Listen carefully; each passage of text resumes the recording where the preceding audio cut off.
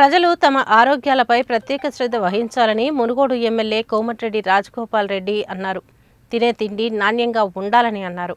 Munugode MLA Komatireddy Rajagopal Reddy Chandur మండలంలో food safety ఆఫీసర్గా అవతారమెత్తి హల్చల్ చేశారు. ముందుగా చండూరు పట్టణంలోని మిర్చి బజ్జీల బండి వద్దకు వెళ్లి తనిఖీ చేశారు. ఎటువంటి నూనెలు వాడుతున్నారంటూ ఆరా తీశారు.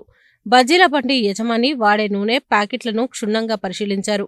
కల్తీ నూనెలు వాడవద్దని, కల్తీ నూనెలు వాడకం వల్ల ప్రజలు అనారోగ్య పాలవుతారని అన్నారు. నాణ్యమైన నూనెలు, పిండి పదార్థాలను వాడి బజ్జీలు తయారు చేయాలని చెబుతూ అప్పటికప్పుడు 10,000 ఆర్థిక సహాయం చేశారు.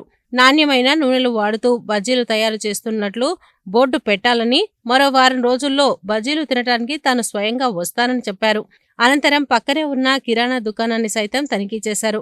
అక్కడ విక్రయానికి ఉంచిన వివిధ రకాల నూనె ప్యాకెట్లను క్షుణ్ణంగా పరిశీలించి ఎక్కడి నుండి తెస్తున్నారని ఆరా తీశారు. కల్తీ నూనెలను విక్రయించవద్దని, కల్తీ నూనెల వల్ల ప్రజలు క్యాన్సర్ బారిన పడుతున్నారని ఆవేదన వ్యక్తం చేశారు. ఆయన వెంట పలువురు స్థానిక కాంగ్రెస్ నాయకులు ఉన్నారు.